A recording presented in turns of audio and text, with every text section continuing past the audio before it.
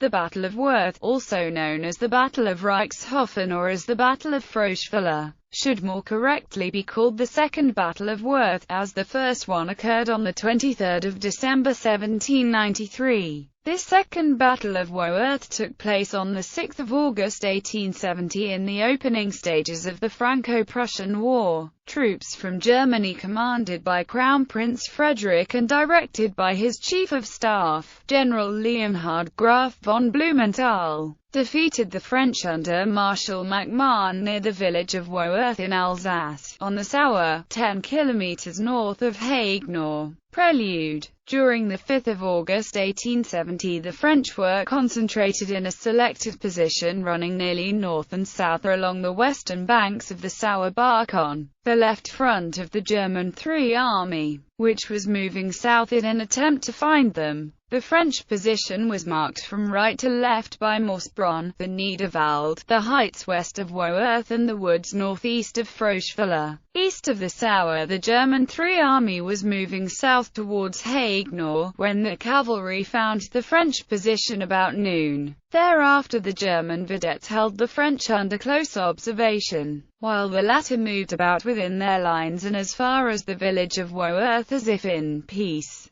Notwithstanding the defeat of a portion of the French army at the Battle of Wissembourg on the previous day, the remnant of the force which had been engaged there, with many of its wounded still in the ranks, marched in about noon with so soldierly a bearing that, so far from their depressing the morale of the rest, their appearance actually raised it. About 1700 the French watered some horses at the Sauer as if in peace, without escort, though hostile scouts were in sight. A sudden swoop of German hussars drove the party back to camp. The alarm sounded, tents were struck and the troops fell in all along the line and remained under arms until the confusion died down, when orders were sent to fall out but not to pitch tents. The army therefore bivouacked, but for this incident, the battle of the next day would probably not have been fought. A sudden and violent storm broke over the bivouacs, and when it was over, the men, wet and restless, began to move about, light fires, etc. Many of them broke camp and went into Wörth, which was unoccupied, though Prussians were only 300 meters from the sentries.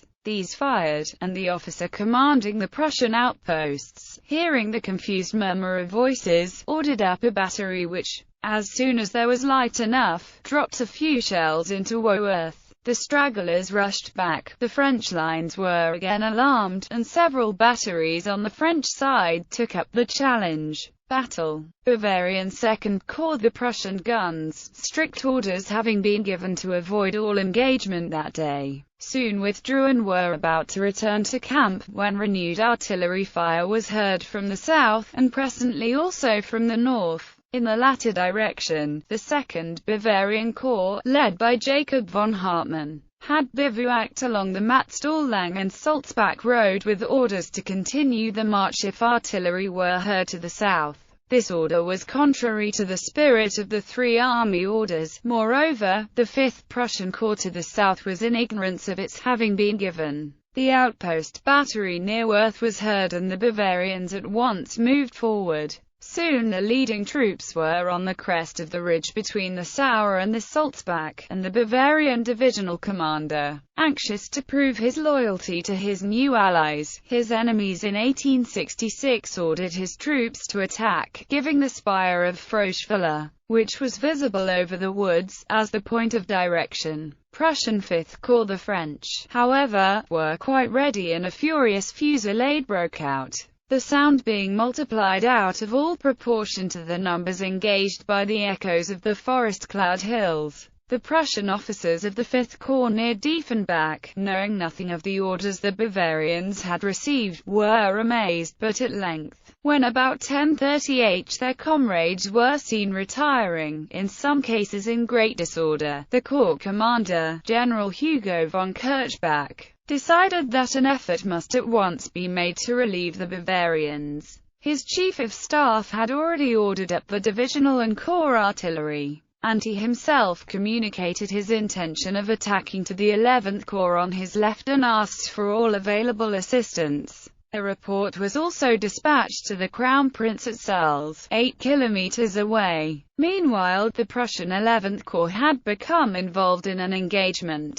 The left of the V Corps outposts had overnight occupied Gunstedt and the bank of the Sauer, and the French, shortly after daylight on 6 August 1870, sent down an unarmed party to fetch water. As this appeared through the mist, the Prussians naturally fired upon it, and the French General Lartigue, puzzled to account for the firing, brought up some batteries in readiness to repel an attack. These fired a few rounds only, but remained in position as a precaution. Prussian 11th Corps hearing the firing, the 11th Corps advanced guard, which had marched up behind in accordance with the general movement of the Corps in changing front to the west, and had halted on reaching the Krugecker Wood, promptly came up to Spachbach and Gunstedt. In this movement across country to Spachbach, some bodies appear to have exposed themselves, for French artillery at Elsasshausen suddenly opened fire, and the shrapnel bursting high sent showers of bullets on the house roofs of Spachbach, in which village a French battalion had just halted. As the falling tiles made the position undesirable, the major in command ordered the march to be resumed, and as he gave the order, his horse ran away with him towards the Sauer. The leading company, seeing the battalion commander gallop, moved off at the double, and the others of course followed. Coming within sight of the enemy, they drew heavy shell fire, and, still under the impression that they were intended to attack,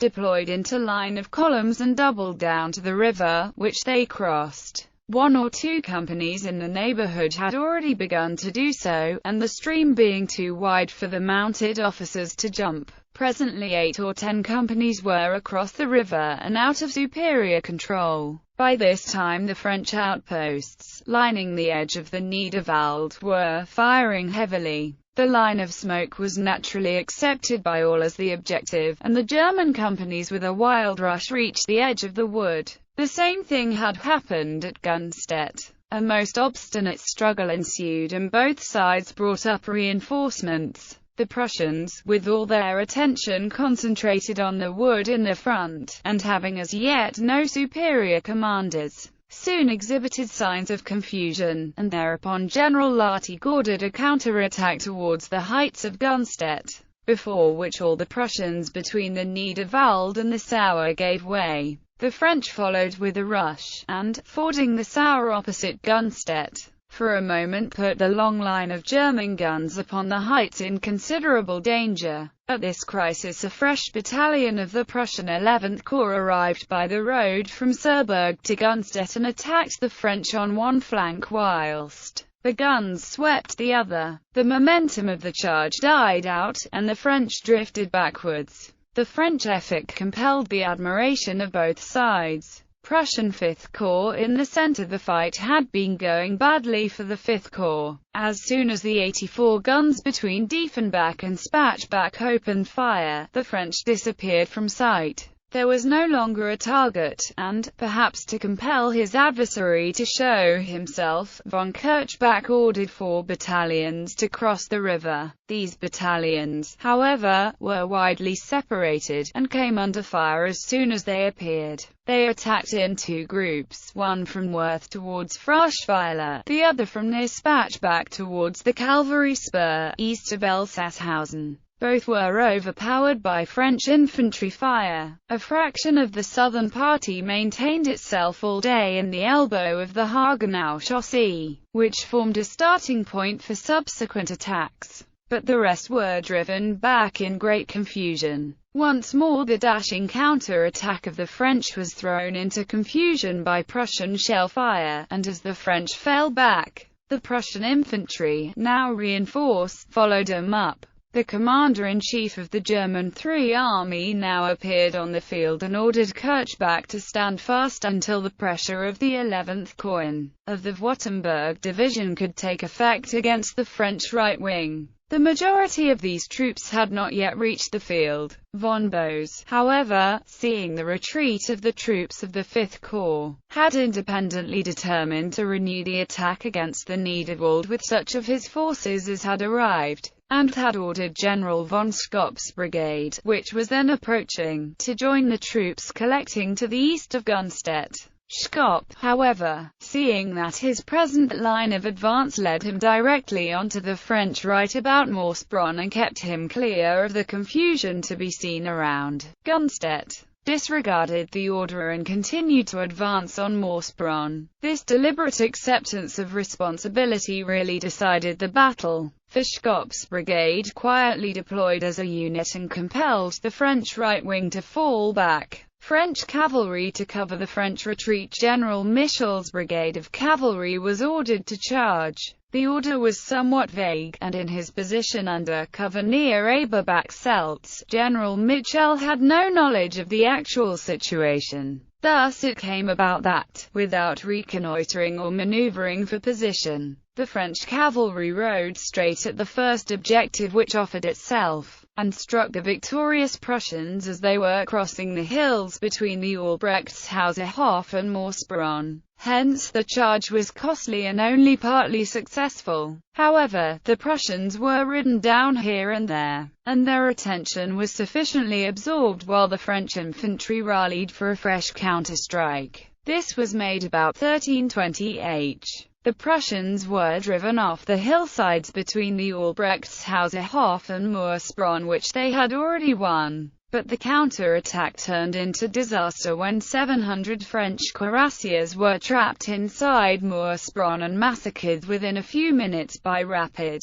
close-range fire. The rest of the French cavalry eventually came under fire from the great artillery mass above Gunstedt, von Boes having at length concentrated the main body of the 11th Corps in the meadows between the Niederwald and the Sauer. The French had to withdraw. Their withdrawal involved the retreat of the troops who had fought all day in defense of the Niederwald. French counterattack by 1500 H. The Prussians were masters of the Niederwald and the ground south of it on which the French right wing had originally stood, but they were in indescribable confusion after the prolonged fighting in the dense undergrowth. Before order could be restored came another fierce French counterstroke. As the Prussians emerged from the north edge of the wood, the French reserve suddenly emerged from behind the Elsass-Hausen heights and striking due south drove the Prussians back. It was a grave crisis, but at this moment von Schopp, who throughout all this had kept 2 of his battalions intact,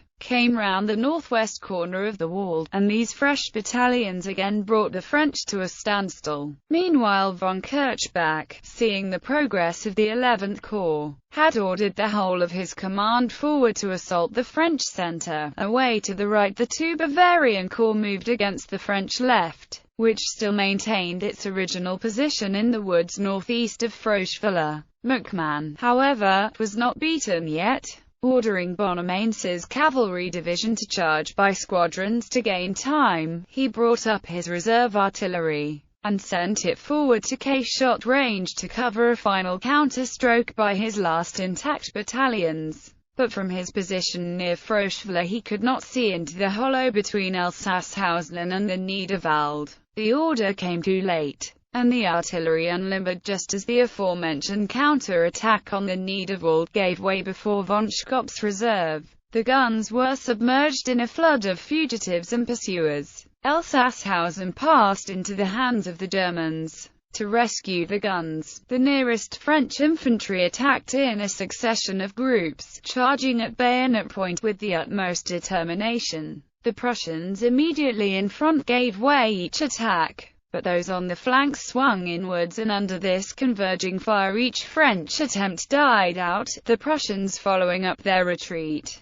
In this manner, step by step, in confusion which almost defies analysis, the Prussians conquered the whole of the ground to the south of the Froschwiller-Wörth road. But the French still held on in the village of Froschwiller itself and in the woods to the north of the road, where throughout the day they had held the 2 Bavarian Corps in check with little difficulty. To break down this last stronghold, the guns of the Prussian 5th and 11th Corps, which had now come forward to the captured ridge of Elsass-Hausen, took the village as their target. The great mass of infantry, now flushed with victory but in the direst confusion, encouraged by the example of 2 horse artillery batteries which galloped boldly forward to case-shot range, delivered one final rush which swept all resistance before it. French retreat. The battle was won, and cavalry only were needed to reap its consequences. But the Prussian cavalry division had been left behind without orders and did not reach the battlefield until late at night. The divisional cavalry squadrons did their best, but each pursued on its own account, and the results in prisoners and guns taken fell far short of what the opportunity offered. The French, under cover of darkness, escaped, and on the following day the Prussian cavalry division was quite unable to discover the direction of the retreat. Aftermath. Analysis. MacMahon received no support from the neighboring French troops. The battle was won by overpowering weight of numbers. The Prussian General Staff were able to field no fewer than 75,000 infantry, 6,000 cavalry, and 300 guns, of which 71,000 rifles, 4,250 sabres and 234 guns came into action, against 32,000 rifles, 4,850 sabres and 101 guns on the French side. The superiority of the French chassepot over the Prussian needle guns was cancelled by the higher number of rifles on the German side, although the Prussians could generally use their numerical superiority to bring a converging fire upon the French. The latter made nearly twice the number of hits for about the same weight of ammunition fired. The French, however, had nothing to oppose to the superior German artillery, and in almost every instance it was the terrible shell fire which broke up French counterattacks. All of these attacks were in the highest degree honorable to the French army, and many came closer to foiling the ultimate success of the Germans than was supposed. One other point deserves special attention. As soon as the fighting became general, all order in the skirmisher lines disappeared on both sides, and invariably, except where the Prussian artillery fire intervened, it was the appearance of bodies of troops behind the fighting line which determined the retreat of their opponents. Even in the confused fighting in the Niederwald, the mere sound of the Prussian drums or the French bugles induced the adversary to give way, even though drums and bugles frequently appealed to non-existent troops. Casualties. The losses of the Germans were 9,270 killed and wounded and 1,370 missing, or 13%. Those of the French were about 8,000 killed and wounded, and perhaps 12,000 missing, and prisoners, representing a total loss of about 41%. Some French regiments retained a semblance of discipline after suffering enormous losses. The 2nd Turcos lost 93%, 13th Hussars 87%, and 13 regiments in all lost over 50% of their strength.